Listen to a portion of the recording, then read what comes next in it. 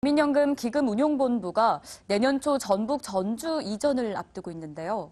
설상가상 최근 삼성물산 합병 찬성 의혹에 대한 검찰 수사와 맞물려 최근 빠르게 인력이 빠져나가면서 운용에 차질을 빚을 수 있다는 우려가 커지고 있습니다. 이미 지난해 3배나 되는 인력이 이탈했습니다. 이충우 기자가 보도합니다. 올 들어 국민연금 기금운용본부에서 퇴직한 인력은 30여 명에 달합니다. 지난해 기금운용본부 이탈 인력 10명의 3배에 달하는 수준입니다. 특히 기금운용본부 핵심 간부 이직에 따른 타격이 큽니다.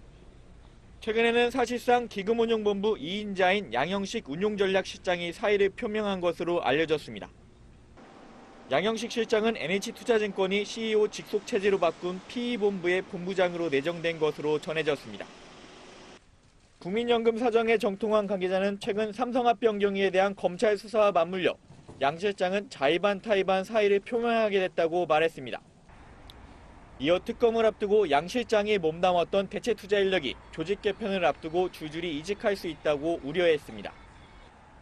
국민연금 출신이 자리 잡고 있는 금융투자회사를 중심으로 이직이 가속화될 수 있다는 겁니다. NH의 경우 운용전략실장 출신인 김희석 부사장이 NH농협생명 자산운용을 총괄하고 있고, 마찬가지로 한동주 NH아무리 자산운용 대표도 국민연금 운용전략실장을 역임했습니다. 앞서 지난 7월 대체투자 분야의 최고 실력자 중 하나인 이용표 전 운용전략실장이 트루스톤 자산운용의 대표로 자리를 옮겼습니다. 다만 국민연금의 거래 제한 지침은 인력 영입에 부담으로 작용할 수 있습니다. 재취업일로부터 6개월간 해당 기관과의 새로운 거래나 추가 약정을 제한하도록 되어 있기 때문입니다. 거래 제한 지침에도 불구하고 민간 운용사와 증권사로 이직이 잇따르자 국민연금은 상대적으로 미흡한 보수 수준을 현실화해야 한다는 입장을 내놨습니다.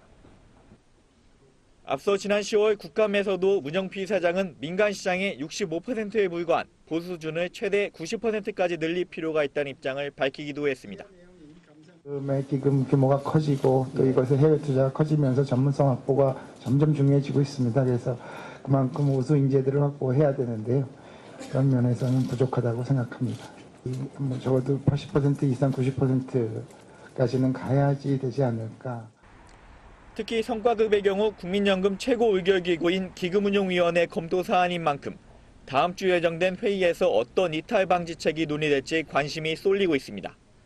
머니투데이 방송 이충우입니다.